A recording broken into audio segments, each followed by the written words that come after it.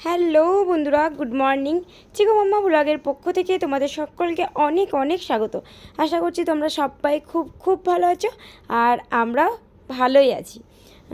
মানে শরীরের দিক থেকে জানি না, কিন্তু মনের দিক থেকে অনেক ভালো আছি।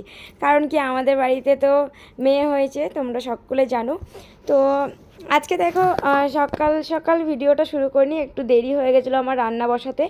আর স্নান টান না করেই আমি আজকে রান্নাটা করছি। আসলে আমাদের বাড়িতে তো অসুখ চলছে, মানে বাচ্চা হওয়ার যে আতুর, তো সেই জন্য আর স্নান না করেই ভাবলাম রান্নাটা করে নিই। তো এদিকে তো অসুখ চলছে, তো অত স্নান করে তো ঠাকুর ঘরেও যাওয়া যাবে না, তো সেই জন্য আর কি রান্নাটা বসিয়ে দিয়েছি।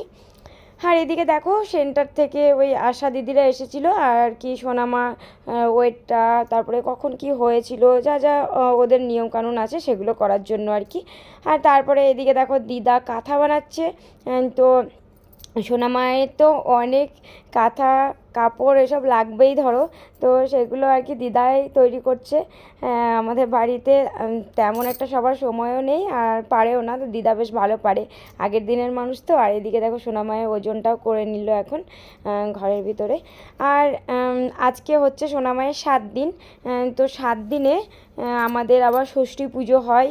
আর মানে মানে বাচ্চার মাকে আর কি নখ কেটে আলতা পরে স্নান করতে হয়, তো এসবই হয়। তো সেই দিকে দেখো, নাপিত গিন্নি এসে মিষ্টির নখ কেটে ওকে আলতা পরিয়ে দিচ্ছে, তারপরে ও স্নান টান করবে।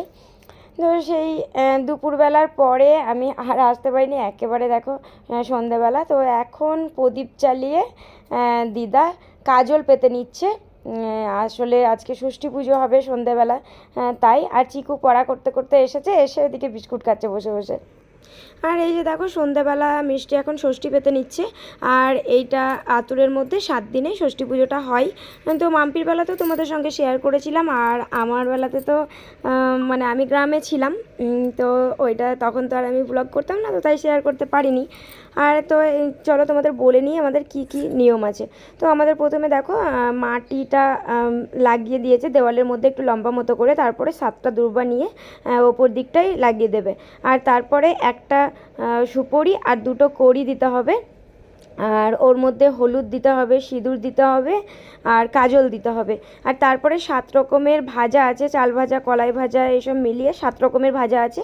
তো তার মধ্যে একটুখানি চিনি দিয়ে এটা মা ষষ্ঠীকে দিতে হবে, দিয়ে জল দিতে হবে। তারপরে সন্ধ্যা টন্ধা দেখাতে হয়, এইগুলোই আর কি নিয়ম আছে। আর একটা কলা পাতার মধ্যে ঠাকুরের নাম, তারপরে অ এবিসিডি এসবগুলো আর কি লিখে দিতে হয়। তো এটাই আমাদের আর কি নিয়ম। আর একটা বালা দিতে হয়, যে বালাটা সোনামাকে কালকে সকালবেলা পরিয়ে দিতে হবে।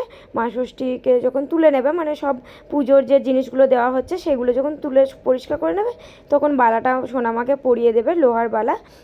আর ওই যে কাজলটা পাতা হয়েছিল, তো সেই কাজলটা একটু পরিয়ে দিতে হয়। কিন্তু সোনামায়ের যেহেতু জন্ডিস হয়েছে, তো সেই জন্য এখন তো ডাক্তারবাবুরা এমনিই মানা করছেন যে 1 মাসের মধ্যে তেল, কাজল, তারপর জল এসব দেওয়া যাবে না, স্নান টান করানো যাবে না, গা মোছানো যাবে, কিন্তু এখন দেবে না। তো তাই জন্যই তো পরে আর কি একদিন তখন দিয়ে দেবে। তো এইগুলোই আর কি নিয়ম।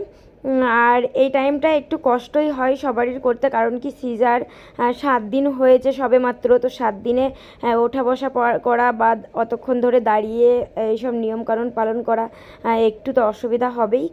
কিন্তু এবার আমাদের যেহেতু নিয়ম আছে, তো সেই জন্যই আর কি করতে হচ্ছে। তো সবার হয়, মাম্পিরটাও শেয়ার করেছিলাম তোমাদের সঙ্গে, তো সেটাও আজকে দেখছিলাম ভিডিওটা। আর আমি এই ভিডিওটা একবার শেয়ার করেছিলাম, যেহেতু বাচ্চাকে দেখিয়েছি তাই জন্য মনে হয় কপিরাইট চলে এসেছিলো, তাই জন্য আবার কেটে ছোট করে এডিট করে আবার আপলোড করছি। তো এইসবগুলো আমাদের করতে হয়, তো তাই আর কি করা। তো মাম্পির বেলাতে করেছিলাম, তখনও তোমাদের সঙ্গে শেয়ার করেছিলাম, সেইটা আজকে দেখতে পারলাম। এটা বেশ একটা ভালো জিনিস, জানো তো। সোশ্যাল মিডিয়াতে সবাই কাজ করে টাকার জন্যই, কিন্তু জানি না আমরা কোনো দিন সেই জায়গায় গিয়ে পৌঁছাতে পারবো কি না। কিন্তু এই যে জিনিসগুলো আমরা শেয়ার করে রাখছি, পরে দেখতে পাচ্ছি, এটাই আমাদের কাছে অনেক।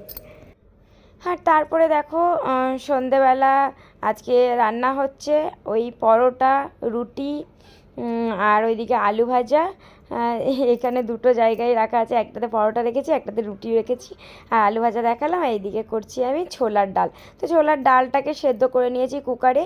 আর আজকে নিরামিষ, আজকে হচ্ছে সোমবার, তো শ্রাবণ মাসের সোমবারে আমরা নিরামিষ খাই, মানে প্রত্যেকটা সোমবার খাই না, সারা বছর মঙ্গলবারটাই শুধু নিরামিষ খাই, আর শ্রাবণ মাসটা সোমবারেও খাই। তো নিরামিষই ছোলার ডালটা করে নিচ্ছিলাম।